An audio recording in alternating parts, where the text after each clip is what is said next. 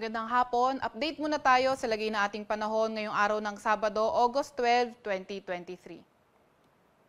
Sa kasalukuyan nga ay itong ating hanging habagat o southwest monsoon patuloy yung epekto sa ating bansa. Kaya asahan natin dito sa may northern portion ng Palawan, sa may Bicol region, sa may Visayas, and also sa Mindanao, yung maulap na papawirin na may mga kalat-kalat na pag-ulan, pagkidlat at pagkulog. Kaya yung ating mga kababayan na inuulan na ng mga nakarang araw pa, pati na rin yung mga makakaranas ng moderate at times heavy rains, ingat sa banta ng pagbaha at pagguho ng lupa.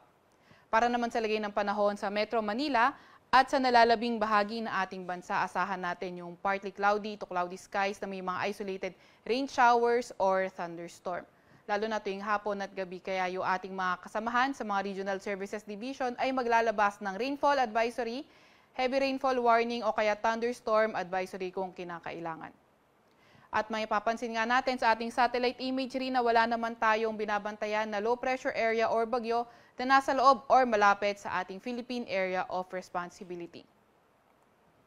Para naman sa lagay na ating panahon bukas, inaasahan nga natin na kahit dito sa may northern portion ng Palawan, pati na rin sa may Bicol region, magpapatuloy yung maulap na papawirin na may mga scattered rain showers and thunderstorm. At para naman sa Metro Manila at sa nalalabing bahagi ng Luzon, ay patuloy naman na yung partly cloudy to cloudy skies, pero may mga tsansa pa rin tayo ng mga localized thunderstorms, lalo na tuwing hapon at gabi.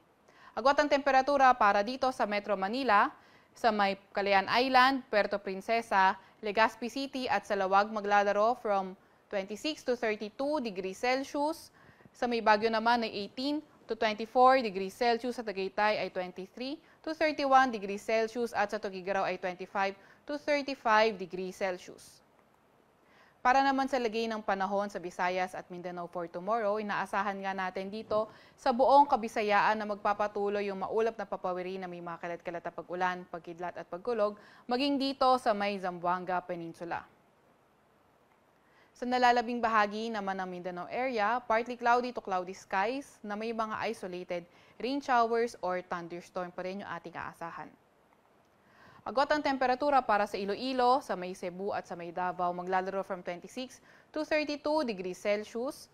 Sa may Zamboanga naman ay 26 to 30 degrees Celsius, sa Davao ay 26 to 32 degrees Celsius, sa Cagayan de Oro 25 to 32 degrees Celsius at sa Tacloban ay 27 to 30 degrees Celsius. Wala pa rin tayong nakataas na gale warning sa kahit na anong baybayin na ating bansa. Pero ingat sa papalaot sa area ng Luzon dahil magiging katamtaman hanggang sa maalon yung karagatan sa areas na yan. Para naman sa 3-day weather outlook ng mga pangunahing syudad natin, inaasahan natin sa Metro Manila at sa may Baguio City at Metro Davao magpapatuloy yung better weather condition kung saan may mga tsansa lamang tayo ng mga thunderstorms tuwing hapon at gabi.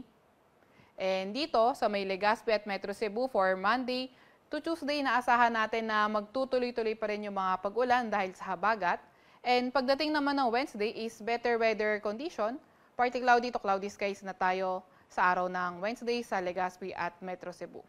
Agwat ang temperatura sa Metro Manila for Monday to Wednesday ay maglalaro from 26 to 33 degrees Celsius, sa Baguio naman ay 17 to 23 degrees Celsius, sa Legazpi 26 to 33 degrees Celsius, sa Metro Cebu ay 26 to 33 degrees Celsius at sa Metro Davao ay 26 to 33 degrees Celsius.